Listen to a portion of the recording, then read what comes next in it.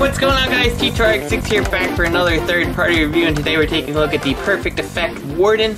Yeah, this guy is freaking awesome. His paint is just amazing. Probably one of the best painted third-party toys I've ever seen. He's got a lot of die cast in him. He feels really nice. And, yeah, I like him.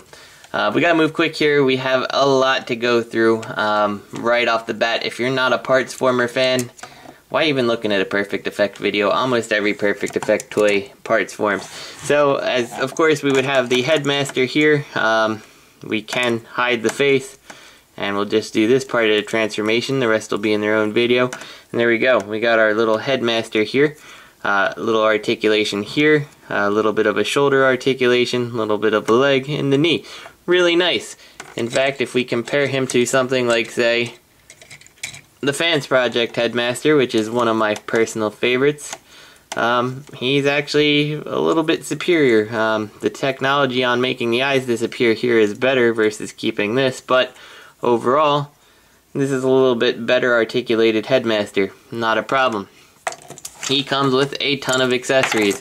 For one, he's holding the gun. He's got this 4 missile launchers, this like chest piece.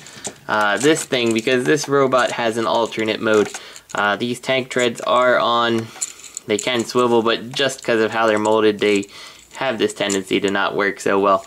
Not a big deal. So let's talk what we can do with this, because we've got a little Headmaster here, so let's do something with it. So we can open this up, we can open that, close this again, like so. Flip out this little green piece until it clicks, and then you attach this piece back here, like so,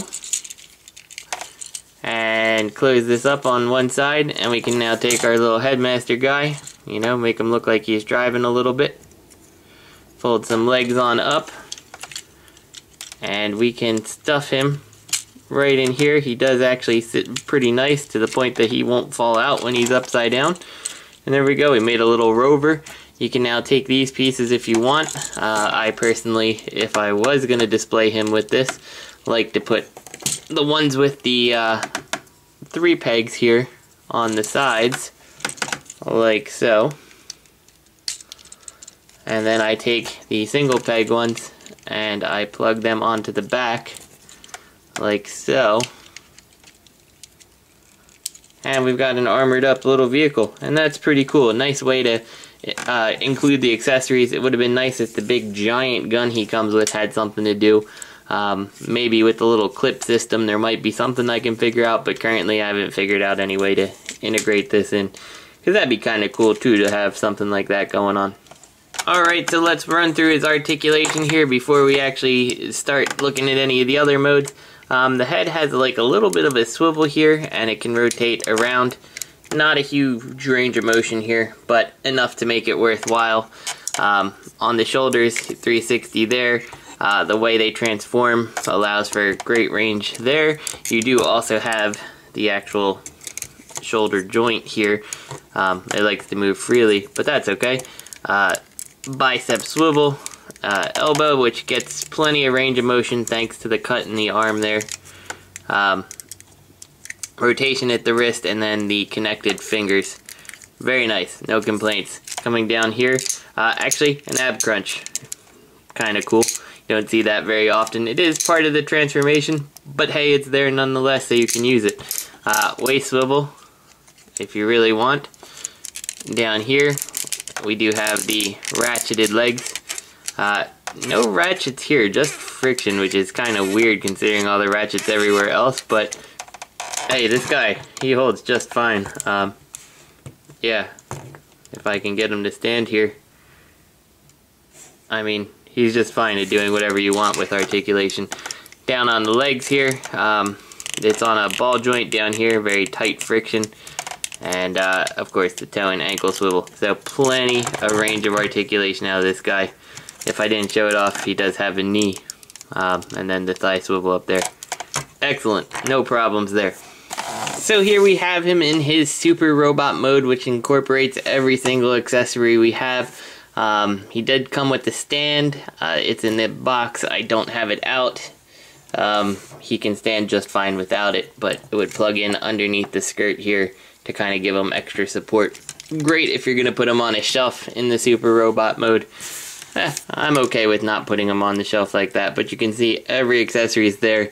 That enormous gun is there, and he stands just fine. For the most part, articulation isn't hindered, so that's good. The only thing that is limited is once we put this piece on here, it prevents that shoulder, so if you want the full range of shoulder, you don't quite get it. Let's take out our chrome dome here. This is Fan's project for comparison, and we'll take out the Toy World Orion, and you can see it's a nice scale. I feel like he should be a little bit taller than Orion, but that's okay. It's really not bad. And once you add these treads, he's pretty enormous comparatively, so I like that. So here he is, guys, the dreaded Warden tank mode. Everything's held together. He's doing pretty okay. Sometimes those will fall off, but pretty much once everything is clipped together, he's pretty solid. Again, treads work. Yeah, not bad. Big tank, definitely Cybertronian space for the Headmaster in there. I like this guy. The first time I transformed him, I was pleasantly surprised. Let's put him here, and for comparison, here's our leader class Jetfire, just to show you how big of a tank this really is. Nothing left to say about the tank. I don't want to drag on size comparisons, so let's move on.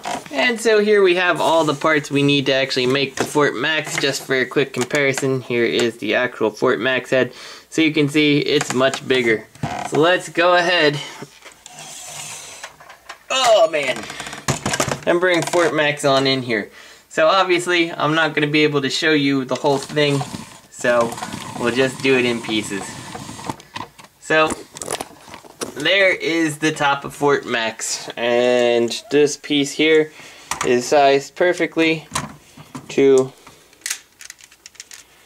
make sure that we have everything all in, and it'll accommodate that head just fine. You can see it just barely fits.